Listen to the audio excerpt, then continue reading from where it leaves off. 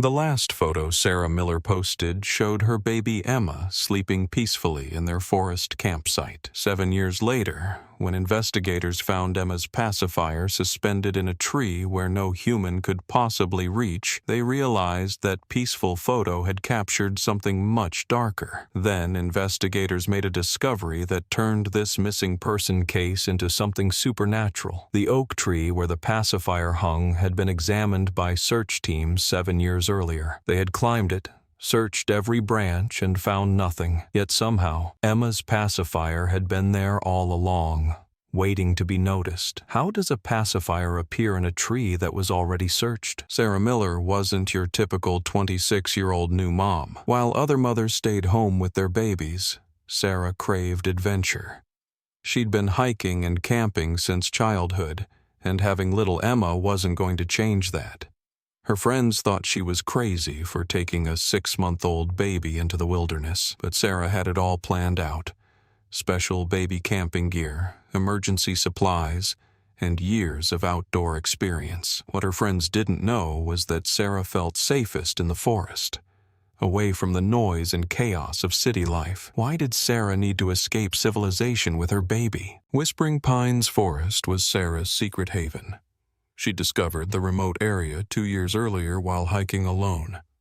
The campsite she chose was perfect.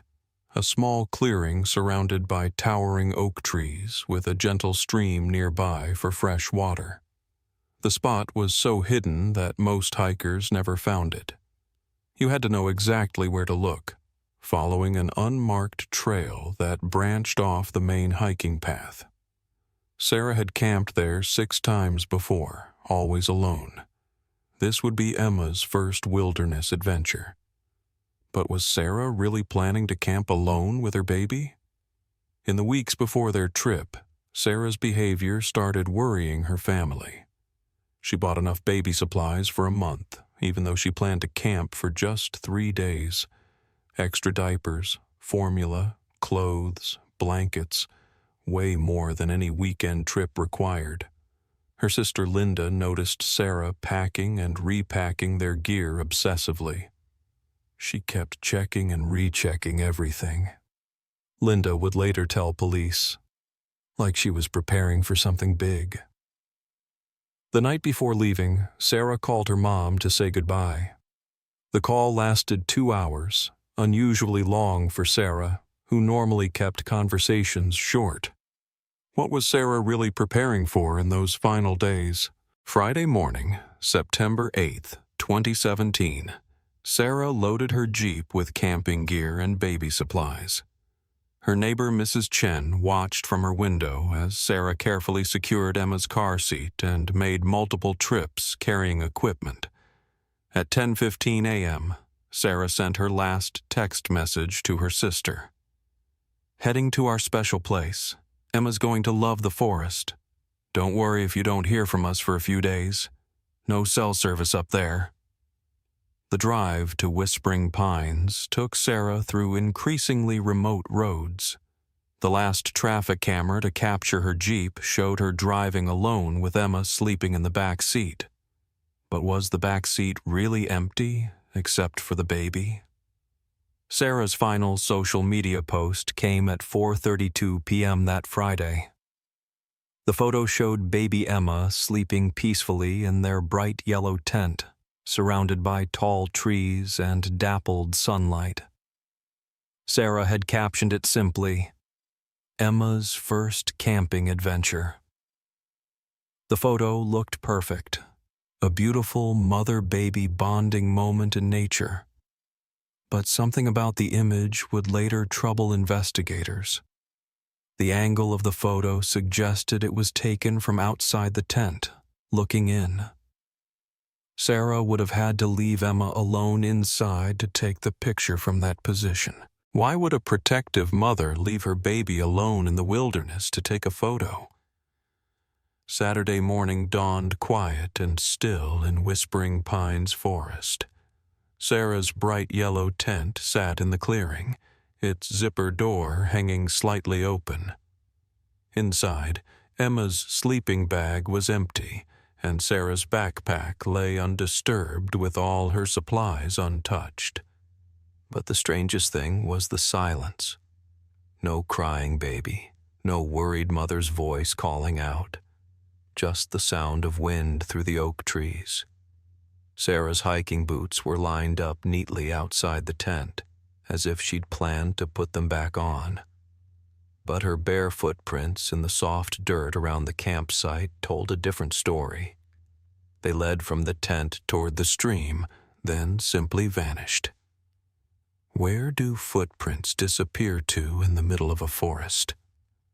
When Sarah failed to return home Sunday night, her sister Linda immediately called the police.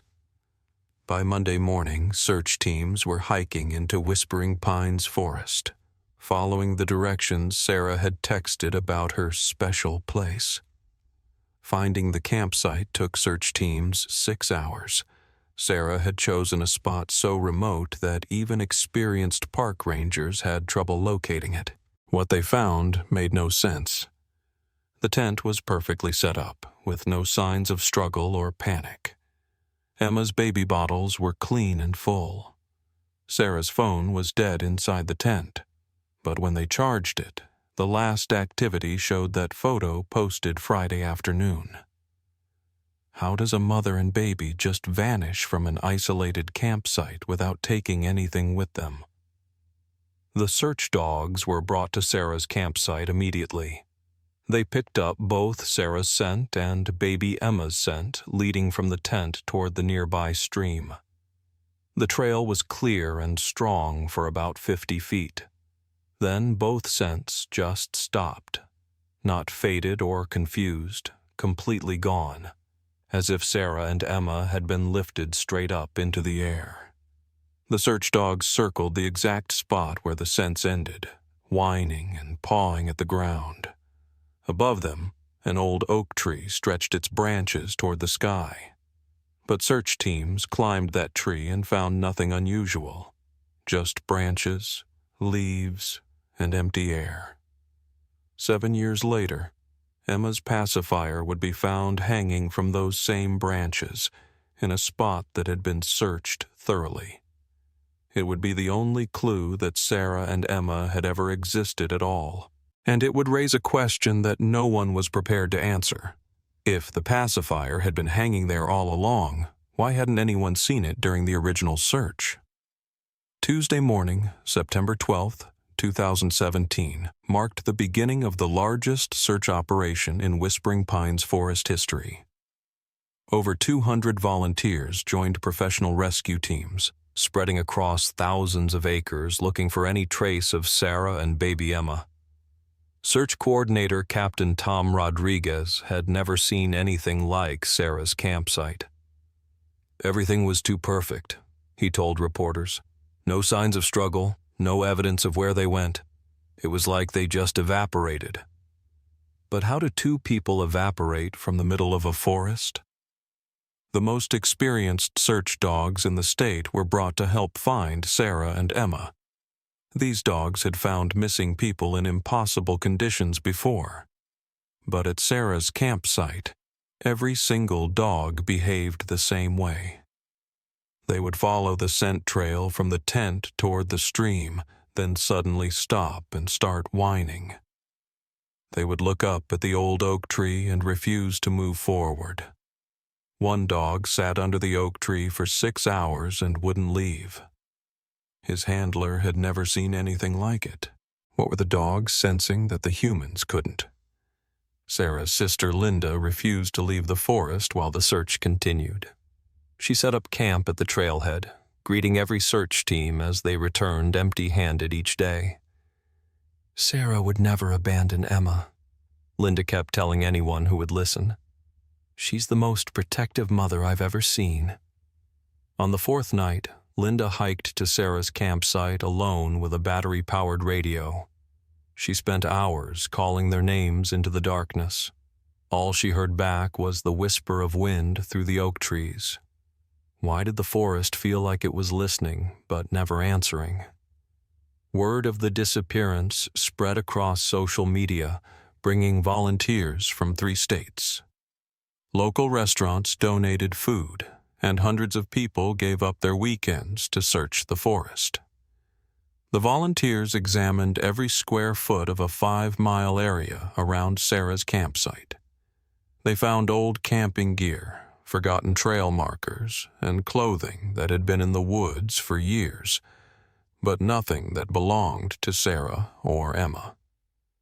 How do two people disappear so completely that an army of searchers finds nothing? Detective Mike Foster was assigned to the case after the search failed. He spent weeks interviewing everyone who knew Sarah and checking her financial records. Sarah's bank account was untouched, her credit cards unused. Her apartment sat exactly as she'd left it, with Emma's crib still made up for their return. Detective Foster found something troubling. Sarah had been researching Whispering Pines Forest online for months before her trip. Her browser history showed she'd been reading about local legends and stories of people who had disappeared in those woods. What had Sarah discovered about the forest that made her want to go there with her baby? When Detective Foster asked local residents about Whispering Pines Forest, he discovered a disturbing pattern. Old-timers talked about hikers who went into the woods alone and never came back. Bill Henderson, who had lived near the forest for 60 years, brought Detective Foster newspaper clippings. The headlines told a scary story. Hunter missing in Whispering Pines, 1983. College student vanishes during hike, 1995. Man disappears while bird watching, 2009. That forest has been taking folks for as long as I can remember, Bill explained. They go in alone and they just don't come out. But Sarah hadn't gone in alone. She'd taken baby Emma with her. Why would a mother risk taking her infant to such a dangerous place? After 3 weeks of intensive searching, the official operation was suspended. Detective Foster continued investigating on his own time, but every lead hit a dead end. Sarah Miller and baby Emma were declared missing persons. The bright yellow tent was removed from the forest clearing, leaving behind only bare dirt and towering oak trees. For 7 years, Whispering Pines Forest kept its silence about what had happened to the young mother and her baby. 7 years later, on September 8, 2024, Linda Miller made a decision that would change everything. She wanted to visit Sarah's last known location on the anniversary of their disappearance. The hike to the old campsite was harder than Linda remembered. Fallen trees blocked parts of the trail, and the forest seemed darker than it had 7 years earlier. When Linda reached the clearing, she felt an immediate chill. The clearing looked exactly the same circle of oak trees, the same stream, the same sense of isolation. But something was different about the old oak tree. Linda had brought flowers to place where her sister had last been seen. As she knelt near the base of the old oak tree, something caught her eye in the branches above. 25 feet off the ground, hanging from a thin branch, was a small pink pacifier, Emma's pacifier. Linda stared up at it in shock. The pacifier was definitely Emma's. She recognized the exact style and color that Sarah had always used for her baby. But how was it possible? The tree had been climbed and searched by professional rescue teams 7 years earlier. Every branch had been examined, yet there it was, hanging in plain sight like it had been waiting for someone to notice it. Linda immediately called Detective Foster, her voice shaking. Within 2 hours, he was standing in the same clearing, staring up at evidence that should have been impossible. That tree was searched thoroughly 7 years ago, Foster told Linda. Every branch, every inch. There's no way we missed something that obvious. But there it was, Emma's pacifier hanging from a branch that had been empty during the original search. The only physical proof that Sarah Miller and baby Emma had ever existed at all. The discovery of Emma's pacifier raised more questions than it answered.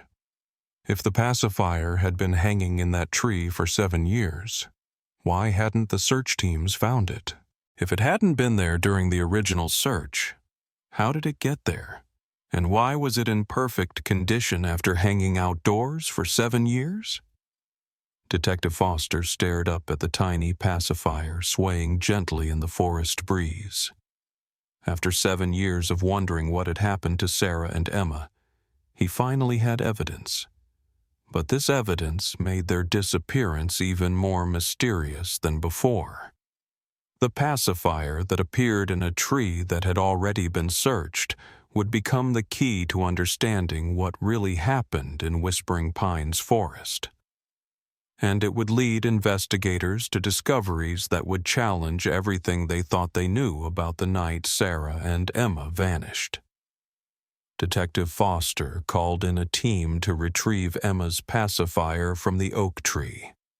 What they found when they examined it closely made everyone question everything they thought they knew about evidence.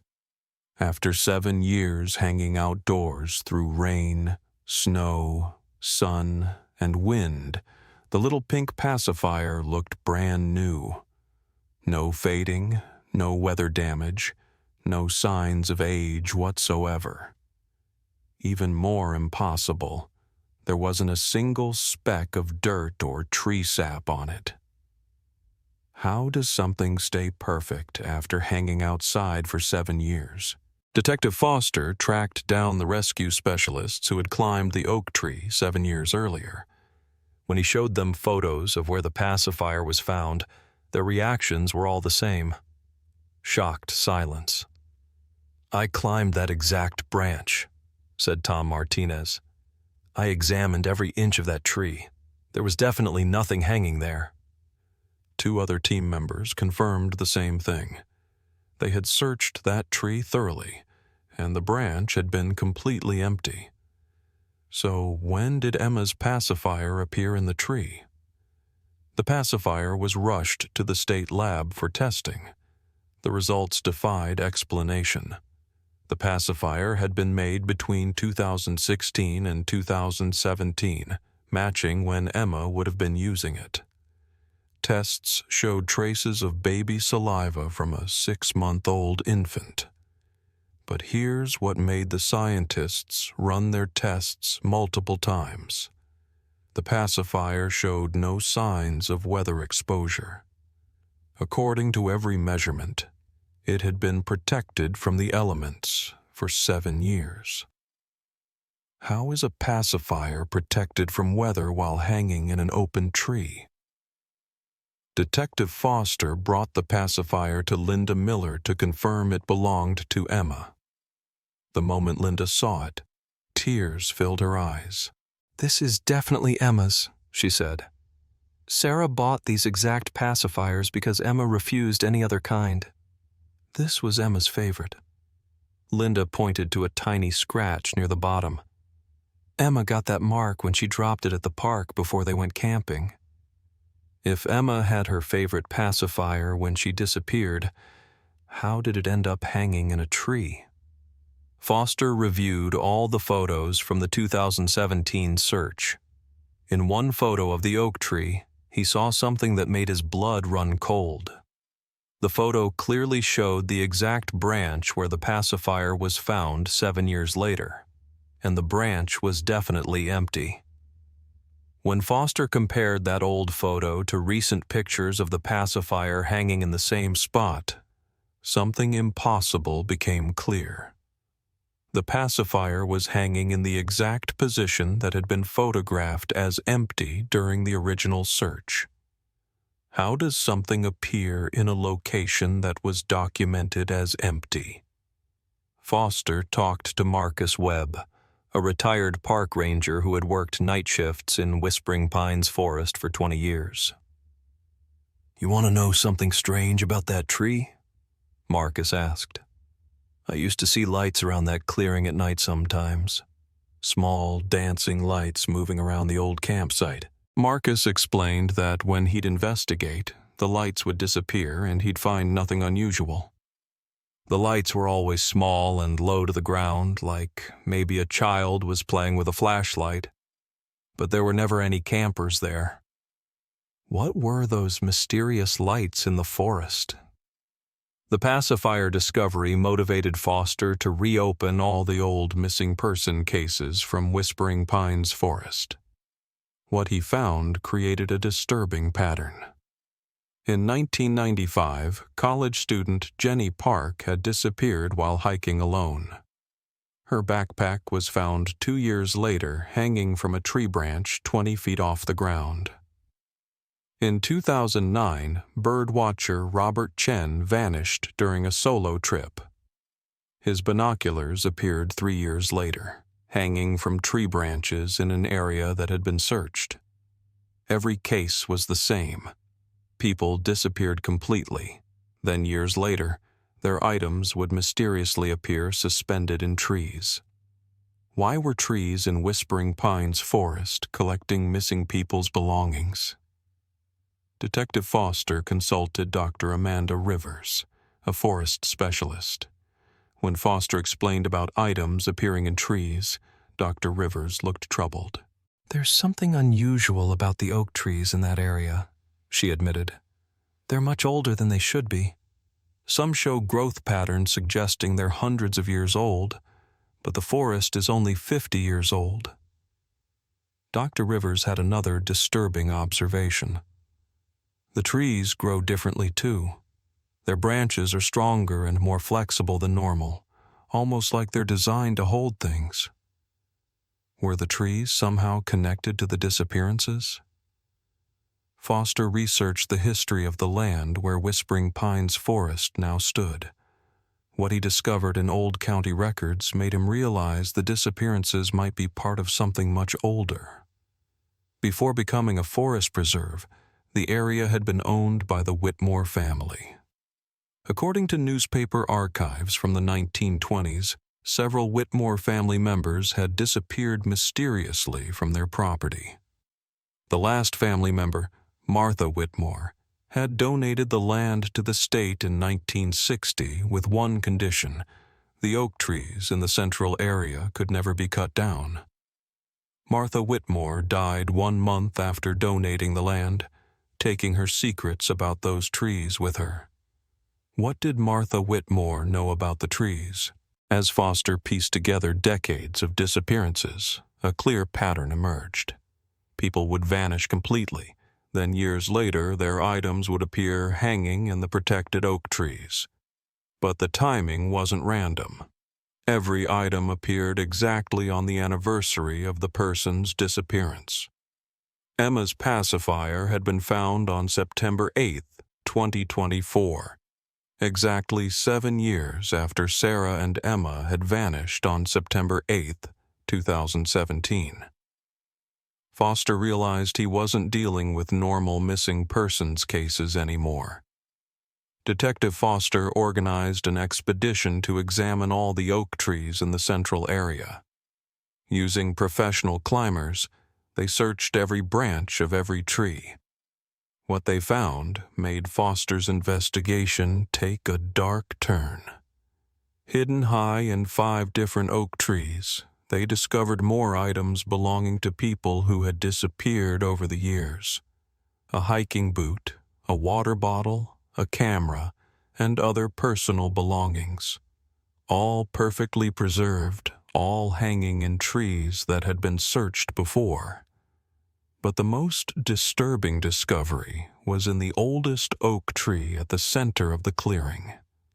Hanging from the highest branch of the central oak tree, almost invisible unless you knew where to look, was a small baby blanket with Emma embroidered in the corner. The same blanket that had been missing from Emma's camping supplies 7 years earlier.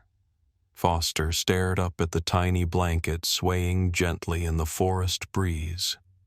This was proof that Emma and Sarah had definitely been in that clearing. But it also suggested something more disturbing. that they might still be there, somewhere among the ancient oak trees. The trees that collected missing people's belongings like trophies, marking each anniversary with another impossible discovery. The trees that had been protecting their secrets for much longer than anyone realized. And the trees that might finally be ready to reveal what really happened to Sarah Miller and baby Emma on that September night 7 years ago. Detective Foster spent days digging through old county records about the Whitmore family. What he found made him understand that disappearances in Whispering Pines Forest had been happening much longer than anyone realized. Between 1920 and 1960, 7 different Whitmore family members had simply vanished from their property. Each disappearance happened in September, always near the cluster of oak trees. But here's what made Foster's skin crawl. Martha Whitmore's personal diary revealed she knew something terrible about those trees. Why did people keep disappearing from the same spot, decade after decade? Hidden in Martha Whitmore's papers, Foster found a leather diary locked away since 1960.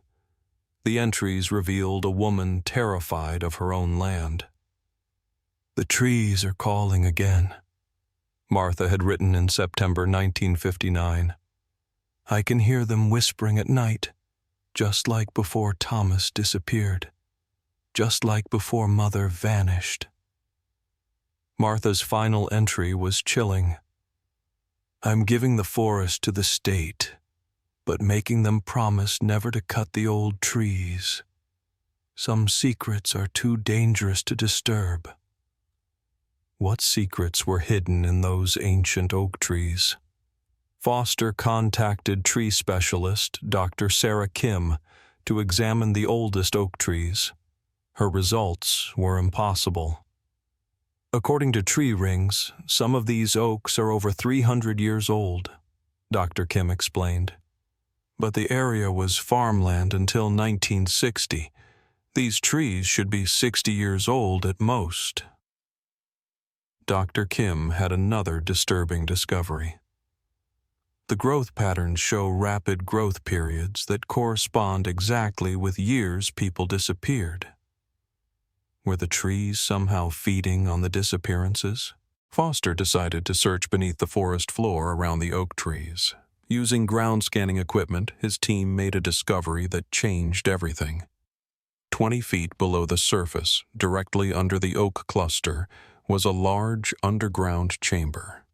The chamber appeared natural, carved from solid rock over thousands of years. What made Foster's heart race was what the scans revealed inside. Multiple human-shaped objects, perfectly preserved. What was hidden beneath the forest floor? Foster obtained permits to excavate beneath the oak trees. What they found made national news. The underground chamber was massive, with smooth stone walls that glowed with faint light. The air inside was impossibly fresh, sealed away from time. But the most shocking discovery was what lined the walls. Dozens of people, perfectly preserved, standing in small stone alcoves. They looked like they were sleeping, unchanged by time. All of them were breathing slowly, as if in deep sleep. How were people preserved perfectly underground for decades? Foster used flashlights to examine the preserved figures. What he found made his hands shake. In one alcove near the back stood a young woman holding a baby. She wore modern camping clothes and hiking boots. The baby was wrapped in a yellow blanket. Sarah Miller and baby Emma, exactly as they had looked 7 years earlier. But they weren't dead. Foster could see their chests rising and falling peacefully. As Foster stared at Sarah and Emma sleeping in their stone alcove, he began to understand the truth about Whispering Pines Forest. The oak trees were connected to the underground chamber through massive root systems. The trees were keeping the missing people alive, preserved in suspended animation. But Foster realized something that changed everything. Every person in the chamber looked peaceful, content, as if having pleasant dreams. Why were the trees collecting people? Foster found carved symbols on the chamber walls that looked thousands of years old. Ancient language expert Dr. Lisa Park made a discovery that explained everything. These symbols tell a story, Dr. Park explained. They describe a place where the forest spirit keeps chosen people safe from the outside world. The people aren't prisoners. They're being protected. The oak trees had been selecting people for centuries, taking those who were pure of heart or in danger, preserving them underground. The trees weren't killers. They were guardians. Foster studied the sleeping figures and realized something crucial. Every person the forest had taken had been alone and struggling when they disappeared. Sarah had been a single mother facing the challenges of raising Emma without help. The college student from 1995 had been failing her classes. The elderly bird watcher from 2009 had just lost his wife. The forest wasn't randomly taking people. It was rescuing them from difficult lives.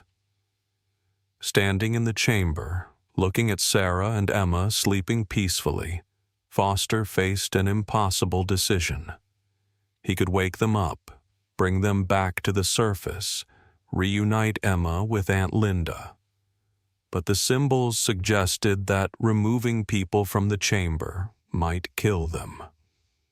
The forest had kept Sarah and Emma safe for 7 years, protecting baby Emma from growing up in a world that might hurt her. Maybe the trees knew something humans didn't about who needed protection. Foster made a choice that would haunt him forever. Instead of waking Sarah and Emma, he ordered his team to seal the chamber back up. "Some mysteries are better left unsolved," he told his team. The excavation was covered up, the hole filled in, the oak trees left undisturbed. Foster's official report stated that scanning had revealed only natural rock formations, but he arranged for Linda Miller to receive an anonymous package, a photo of Sarah and Emma sleeping peacefully with a note. "They are safe and happy." Foster realized that Whispering Pines Forest was a sanctuary for those who needed protection from the world above. The pacifier and blanket in the trees weren't evidence of crime. They were gifts from the forest, proof that Emma was being cared for.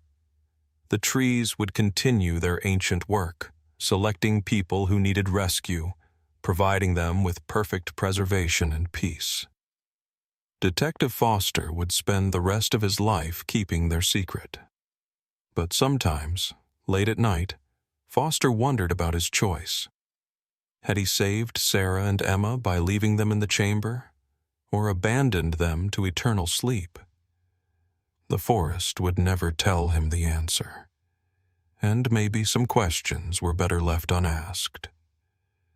3 weeks after discovering the underground chamber, Detective Foster submitted his final report on Sarah Miller and baby Emma. The official conclusion was that no new evidence had been found, and the case would remain unsolved. But Foster knew the truth. He had seen Sarah and Emma sleeping peacefully in their stone alcove, protected by ancient forces. The question that haunted him wasn't whether he had made the right choice. It was whether he had the right to make that choice at all. Linda Miller received an unmarked package at her home 1 month later. Inside was a photograph showing 2 figures sleeping in what looked like a peaceful, glowing cave. Linda recognized them immediately. Sarah's dark hair, Emma's tiny form wrapped in the yellow blanket. At the bottom, someone had written, "They are together, safe, and loved. Linda stared at the photo for hours, tears streaming. It was the closure she had never expected to receive. Whispering Pines Forest returned to its natural quiet. The excavation site was carefully covered, leaving no trace of the discovery beneath. But the oak trees continued their ancient work. Rangers occasionally found personal items hanging from high branches, always belonging to people missing for years. Each discovery happened on the anniversary of a disappearance, as if the forest was marking time. 2 years later, Foster got a call that made his blood run cold. A 28-year-old man named David Park had vanished while camping alone in the forest. David had been struggling with depression after losing his job. His campsite was found empty, with no signs of struggle. Foster drove to the forest immediately, knowing what he would find. David's campsite was in the same clearing where Sarah had camped. The search dogs behaved exactly the same way, following a scent trail that ended beneath the oak trees. Foster watched the search teams, knowing they would find nothing. He wondered if David was already resting peacefully in the underground chamber. The thought should have terrified him, but Foster felt strange peace instead. Foster retired 6 months later, unable to continue investigating while keeping such a massive secret. He moved to a cabin near Whispering Pines Forest, becoming an unofficial guardian. Local hikers knew Foster as the friendly retired detective who would offer camping advice and warn about hiking alone in certain areas. What they didn't know was that Foster was protecting them from a choice they might not want to make. On quiet nights, Foster would hike to the clearing. He would sit in darkness and listen, wondering about the people sleeping beneath his feet. Sometimes he thought he could hear faint sounds from underground, not cries for help, but gentle laughter and conversations, the sounds of people who had found peace. Foster never tried to reach the chamber again. Some doors should stay closed. On the 5th anniversary of Sarah and Emma's disappearance, Foster received a letter with no return address. Detective Foster, I know what you found. My family has kept the same secret for over a century. The trees choose wisely. Thank you for understanding. Foster burned the letter, but kept the knowledge that he wasn't alone in protecting the forest's secret. Foster spent retirement researching other forests where similar disappearances had been reported. Ancient forests worldwide had stories of people who vanished, leaving only personal items in trees years later. Foster realized he had discovered something far older and more widespread than one magical forest. Were there sanctuaries like this all over the world? On a September morning, exactly 10 years after Sarah and Emma had disappeared, Foster made his final visit to the clearing. He was 73 years old, tired and ready for peace. He sat beneath the largest oak tree and spoke quietly to the people below. He told Sarah how much Linda missed her, but how she had found comfort knowing they were safe. He told Emma about the world she was being protected from, the difficulties of growing up, the pain of loss, the challenges of life. As Foster sat in the peaceful clearing, feeling the weight of his years and the loneliness of keeping such a secret, he felt something change in the forest around him. The oak trees seemed to lean closer, their branches rustling despite still air. Foster felt a sense of welcome, of invitation, of choice being offered. He could join the sanctuary beneath the trees. He could find the same peace that Sarah, Emma, and the others had discovered. Foster closed his eyes and felt the forest embrace him. The next morning, hikers found Foster's empty camping chair beneath the oak trees. His belongings were neatly arranged, just like all the others chosen by the forest. Foster's disappearance was listed as lost while hiking alone. His case file was stored with the others, unsolved and mysterious. But 6 months later, hikers found Foster's detective badge hanging from a high branch of the old oak tree. The forest had claimed its protector. Whispering Pines Forest still stands today, its oak trees growing stronger each year. Rangers still report occasional disappearances, always following the same pattern: solitary campers who vanish completely. Sometimes on quiet anniversary days, personal items appear hanging in the trees, reminders that the missing are not lost, but choosing a different existence. The forest keeps its secrets well, offering sanctuary to those who need it most. But the question remains, is the choice to join the underground sanctuary a rescue or a trap? Perhaps the answer depends on what kind of life you're living above ground and whether eternal peace sounds better than facing another difficult day in the world. The trees know which people need saving. They're still watching, still choosing, still offering their ancient protection to those who wander into their domain alone and lost. Foster's detective badge still hangs in that oak tree, swaying gently in the forest breeze, a reminder that some mysteries are meant to protect us, not be solved. The mystery of Whispering Pines Forest continues, one disappearance at a time. And somewhere beneath those ancient oak trees, in a chamber where time stands still and pain doesn't exist, Sarah Miller rocks baby Emma to sleep while Detective Foster watches over them all, finally at peace with the choice he made. The forest protects its own. It always has. It always will. But whether that protection is salvation or imprisonment, that's a question each person must answer for themselves if they're ever given the choice to find out.